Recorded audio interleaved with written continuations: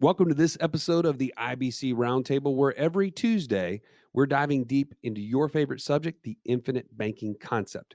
This week, no difference. We're actually going to be uncovering ways that you can work with your CPA in a proactive manner. Well, also ways that you can keep more money, right, Joe? Because isn't that a real concern that we have? I know it is for me. No doubt. I postpone paying the government as long as possible because this is the last day in the month of August, and I just filed my tax return. Really? Yeah. Now, part of it, good for you, by the way. part of it was because one of the real estate investments I had, the K1 from it just came last week. That's true. But it's okay with me. Delay. I mean, I think that this episode is so critical because people are thinking the same thing you and I have. What could I do proactively? Is there something else I should be doing? There's like this internal gut that says I'm missing out on something. Well, I think we've hit enough times on this show as a whole, Joey. I remember the episode we did with David McKnight, and he had the video about, is the tax train coming? And there is this concern about what rates will be 5 years, 10 years, 20 years from now. I mean, we're in an election year, and there's a lot of discussion, depending on which candidate gets elected, whether or not tax rates will stay low or whether they go significantly higher. And I think that's a big concern when you talked about proactive. Can we be proactive? Well, this episode is focused on, is there something we can be doing proactively? Right. And how also to lean into your relationship with your CPA and how to also maybe take some advice outside of that from tax strategists and tax planning organizations. Well, I love this episode. If you're not a member of our roundtable, our inner circle already, you need to be, because we actually go into a discussion after this episode in the live discussion with three. This has been the Wealth Without Wall Street podcast. Don't forget to subscribe to the show to break free of the Wall Street mindset and begin building wealth on your own terms in places you understand so that your wealth will never run dry. See you next episode. CPAs discussing how IBC and taxes play together and some really neat tactical, practical tips that you can implement. So one last plug for us, Joey. Go to wealthwithoutwallstreet.com/inner circle. Make sure you get a part of that, and you can get that actual recording. But right now, let's belly up.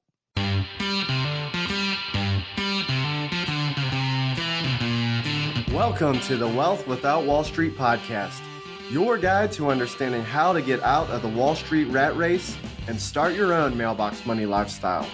Now, don't let these handsome Southern draws fool you. These financial minds are teaching our country to enhance savings, increase cash flow, and create passive income, all without the help of Wall Street. Are you ready to break through? Now here are your hosts, Russ Morgan and Joey Murray. I'm your host today, Russ, the idea guy Morgan. I am sitting around the table with the usual suspects, Mr. Downtown Ernie Brown, as well as Mark the Gooch, our resident pilot, and the man between two bamboos whose shirt tends to blend into his decor. And lastly, but not leastly, the man who wears a pink shirt on days I don't, the Italian stallion, Mr. Joey Murray. What's up, Joey? I'm excited that we're talking about everybody's favorite three-letter word, CPA, right? I mean, well, not gonna lie, the first word that came to my mind was candy. IBC, right? IBC and your CPA, your favorite three-letter words. Oh, so good. By the way, I guess that is 3 letters. It's an acronym. It's not a word. Okay, it's not a word. I get that. Mark, what is your favorite 3-letter word? Dog. Cat. Eat. I like lamp. But seriously, we have had this conversation more times with clients talking about infinite banking. In some cases, it's the fear of, what does my accountant think about this? Mm-hmm. Right? This concept is not something I've heard from them. So when I talk to them, what should I be telling them? How can they, how can I use this in such a way that they would be signing off on this, maybe. There's also this idea of, what can I do that is within the tax code concerning my insurance policy and these loans against policies and so on. What are the thoughts you have from that, Ernie, that you hear constantly? Well, I think the reverse of what you said, how can I get my CPA to sign off on this, is I think sometimes there's a hesitation or pushback from some of our clients who have gone to their CPAs, and the CPA says, I don't really know about that. I don't think that's a great idea. That's true. What about you, Mark? What do you hear from people? Similar to what Ernie said. I mean, I'll speak specifically to myself. It was a learning journey for myself and my CPA that we both had to go through, because I don't speak CPA. Mm. Not my language. What does a CPA speak like, by the way? Not me. I mean, is it close to Randy Watson? Randy Watson, please, no, do not go there. Okay, all right, Not again. not again. All right. Well, here's the thing that I think the point of today's subject matter that we know is that we want to keep more of the money. I received a text just seconds ago. My wife said, "Did you take my $50?" And I responded back with like a Michael Scott from The Office, like, "What, me? No, what do you mean? We want to keep more of our money, don't we?" And I think today's subject matter is super important as it relates to IBC, because there are features within life insurance policies that keep our insurance policies growing without taxes. And there's actually provisions that exist out there that allows us to access the money without taxes. But I think all of that comes in light of, are we really in control of taxes? And I want to break that out today, because I think, Ernie, there's a lot of talk about this election, right? This is a big election year. There's a lot of taxes that are potentially subject to change if we change off, if the president no longer is reelected, and we have a new incoming group that has already identified that there's areas in the tax code that they want to adjust, and maybe, and for some people, adjust upwards. So what is it that you think that would help people understand more about today's subject matter as to how important maybe that election stuff is to taxes as it relates to IBC? Well, that's a big question. I talked for a long time. There's a lot of words there. There were, well, what are we doing? We're wanting to use IBC to control our money. So should we have a plan for our taxes, and how can we best know how to use IBC as it relates to having a plan for taxes? So that's why we're having this conversation with a few CPAs, right? We've invited some of our clients who practice IBC, who are CPAs, to be around our table with us so that we can talk to them as it relates to taxes and IBC.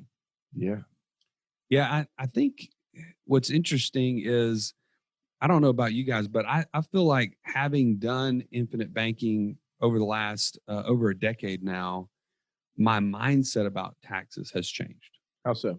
Well, I think, I remember early on feeling like, there's something not quite right about taxes, but what can I do about it? I can think of a lot of things not right with taxes. But I'm saying, like, I just remember that thought process of feeling like a little bit helpless about it. Like, what can I do personally? I feel like I'm doing the best I can, but I know there's something I'm missing, right? How can I take control of that? And I think now IBC has kind of put me in the mindset of taking control. Well, so Mark, we talk about the Wall Street mindset and how we are, if we are not taking a proactive approach with our finances, we are subject to the whims of the market and everything else. Do you feel like that's the way most people walk around today as it relates to taxes? Yeah, I think a lot of people just kind of view that as, well, I don't really understand it. I don't know. I just kind of have to deal with whatever's thrown at me. Whereas what I really appreciate about, even going down this road just as an educational piece is seeing that there are other ways to solve that same problem. I actually just thought of this one now is depending on what your income bracket is, you get topped out if you use a quote traditional plan. There's only so much money that the government will let you defer taxes on. And so after that point, okay, well, I guess I just have to keep paying taxes on all of my money because that's the only option I have. But if we can look at a different angle, which is what we're going to get into today, now all of a sudden there is no cap on what you can shelter, what the amount of your resources you can divert into a system that you then have, like we've all been hitting on here, is control over. Well, it is. We have to take control, and that, roughly there's 7 to 10 pages in the IRS code that define what is income, and there's then 9,990 pages or some odd that tell you what are the exceptions to those things. And one of the ones you just hit on is in one of those exceptions, section 401k is one way in which they allow employees to put money away without paying tax today and deferring it to a future date. And we've gone in this conversation before. We said not only do they defer the taxes, but they also defer something even more important, Ernie, the tax rate, the tax calculation. And that's a big concern. And that really, as we go into who wants to be in control, I don't think any of us want to defer a big, large sum of money into the future without any control as to what rate we will get to keep and what rate the government will take from us. I mean, just like my wife calling me right now, where's that $50 at, right? I mean, and I've got that $50 in my wallet right now, Megan, and she can't access it, and she wants it. Well, I feel like maybe I'm the 401k at this point, and I'm going to tell her how much of that she's going to get back.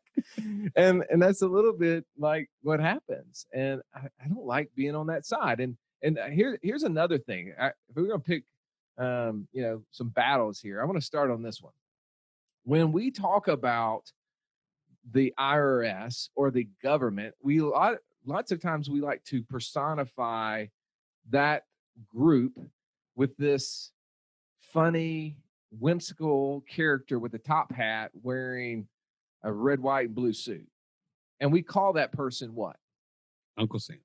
Uncle Sam. Now, I didn't have an Uncle Sam, but I had an Uncle Kenny.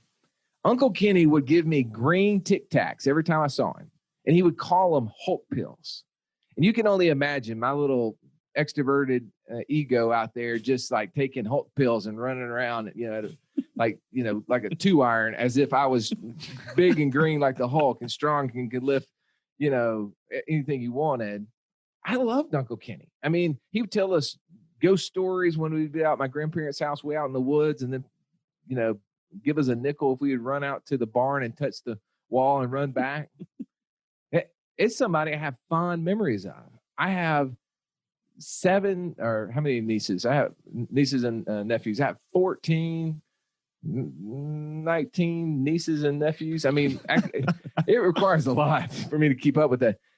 I want to be a fun uncle. But is our Uncle Sam, is that how we should correctly classify the government, as our Uncle Sam?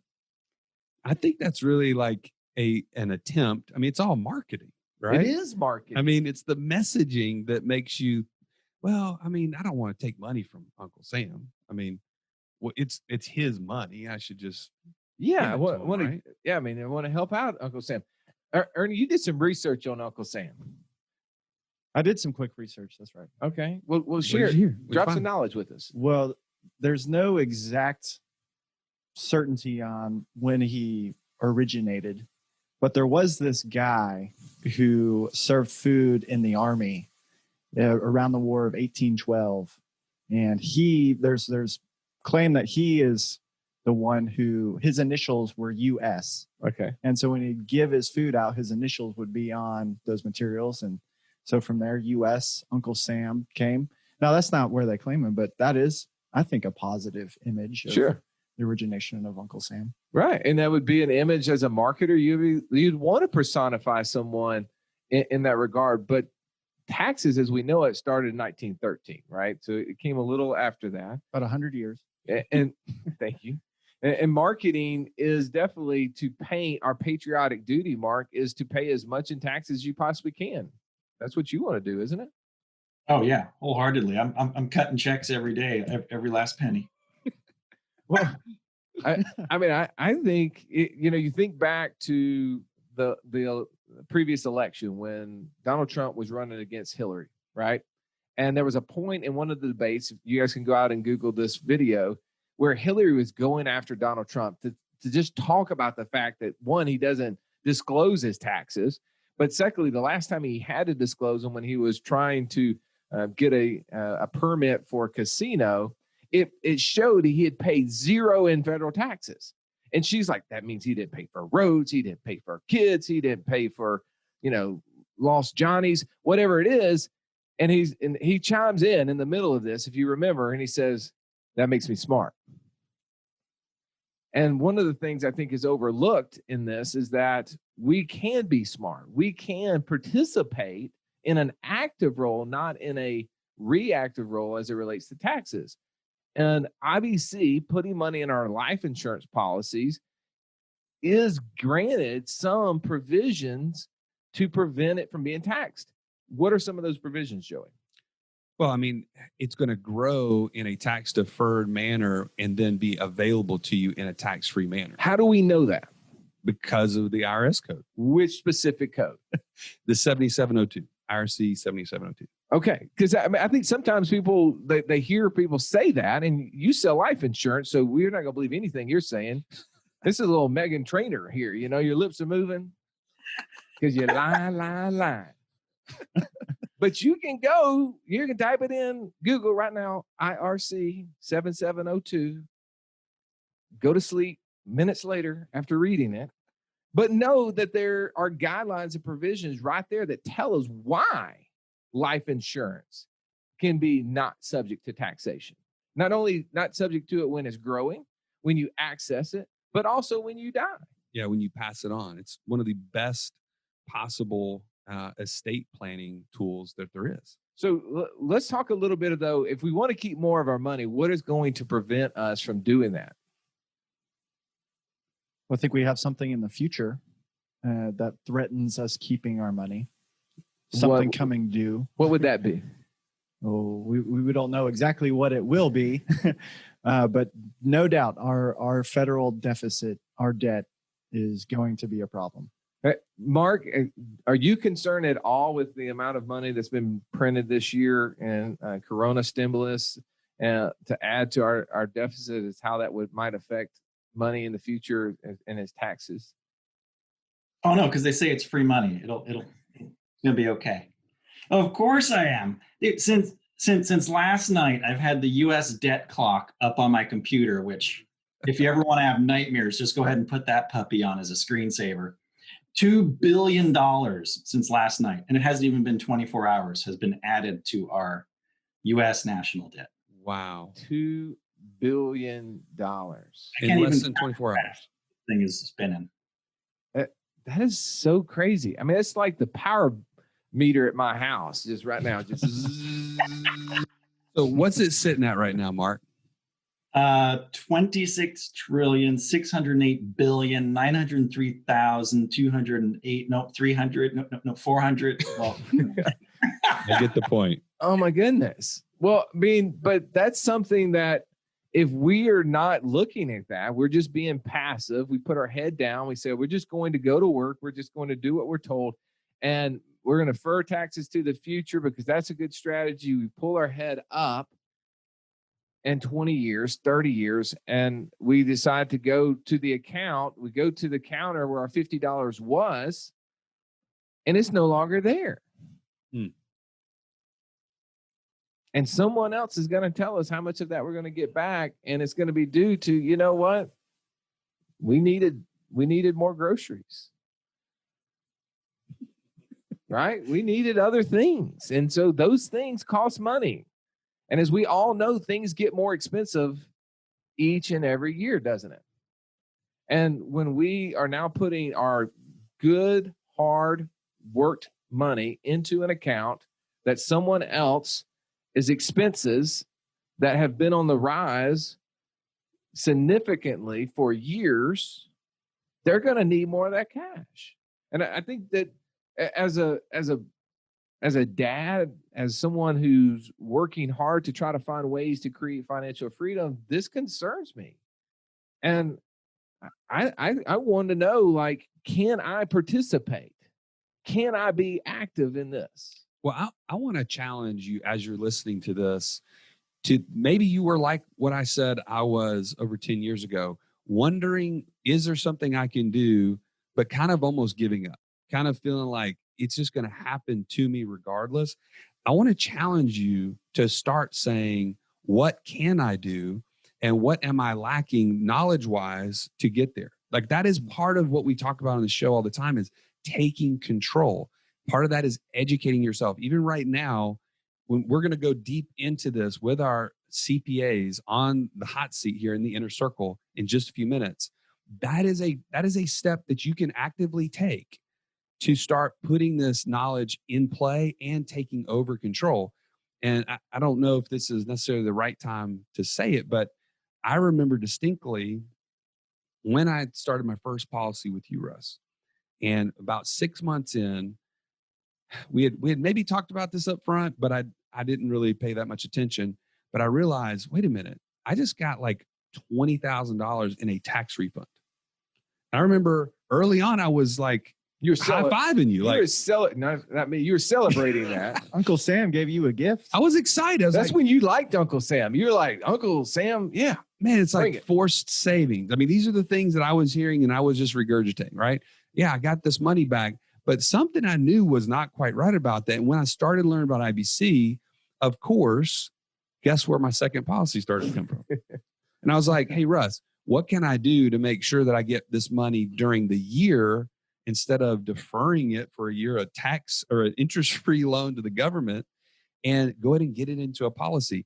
And so we worked on some withholding stuff with the accountants, and I was able to start getting that money monthly and not passing it on as an interest-free. Well, think about that. I mean, sometimes, right, we are so nervous about having interest or penalties or something like that if I don't pay enough, because that can happen.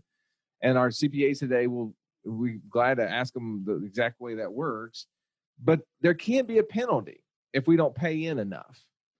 But if or when, in your situation, Joey, that you paid in too much, did they pay you a penalty for you overpaying them? And they're like, oh, by the way, we kept too much of your money, so here's your penalty and interest back. Well, I just assume I missed the letter, is lost in the mail or something like that. I'm still waiting on it. 10 years later, but those tax dollars delivered well then, right? That's right. But think about that. That is a concern that most people forget. They say they're so concerned to pay in a penalty, but you never consider what is the penalty of overpayment, right? The opportunity cost on our money, because this is why we're listening to this. This whole podcast is a movement to help you create financial freedom, more income than you have monthly expenses from things that you don't have to actively go to work for. Well, we've got to find ways to cut monthly expenses. And one of the ones that I love cutting, if I'm going to cut a monthly expense, is taxes. I'm going to shave that thing down. If you talk about being frugal, there's one thing I want to get, tiny house on, and that's my tax bill, right? There's not a whole lot of other things I want to cut out of my life, but tax bill is one of them. It's found money. And through strategies that some of our CPAs that are part of our discussion that we're about to jump in with, if you're not a member of the Inner Circle, I'm going to encourage you to join. You can go to wealthwithoutwallstreet.com/inner circle, and you can listen to the rest of this discussion we're getting ready to have. But through strategies that these CPAs and tax attorneys have provided to one of our clients, guy makes a little over $3 million, right? Not your average ordinary person, but somebody I'm going to highlight because I just heard his story earlier this week, and I was just so pumped because this is an example of taking active strategy, not being reactive, but being proactive. Well, through strategies, they were able to not only get back all the money he paid in taxes, but get back even more than that, because he had spent about $1 million last year developing an app that he could use to help grow his business as well as help other people's businesses. And right now, the government they're eager to get more people in America to start creating things instead of outsourcing it to China, especially, that they're giving tax credit, big time tax credits for this kind of stuff. And so he'd spent $1 million building out this app, and he got some crazy, I think it netted about $150,000 in his pocket. So at his tax rate, I don't know what that is, $300,000, $400,000 tax credit. It's amazing. Like, I'm just so pumped for him. But it goes back to before him working with some of these CPAs and these tax attorneys, he was paying out $500,000, $600,000, $700,000 a year in taxes and just thinking that's what I do. But then he got proactive and started, well, what can I do? Can I be engaged and involved in this? No different than IBC. This is how we get to financial freedom, is we get proactive. And I want to leave it there as we wrap up. We're gonna head into the inner circle. We're going to start asking questions of our CPAs. We're going to get free advice from these guys. Like, these guys always charge the crap out of me. So today, get some of that money back. No, I'm kidding. These guys are amazing. I'm so thankful to have them. But seriously, it's free advice day. Thank you for joining us on this podcast. Come back next week. We're going to have another amazing podcast for you as we sit at the round table. But if you're not in the inner circle, here's your chance. wealthwithoutwallstreet.com/inner circle. This has been the Wealth Without Wall Street podcast. Don't forget to subscribe to the show to break free of the Wall Street mindset and begin building wealth on your own terms in places you understand, so that your wealth will never run dry. See you next episode.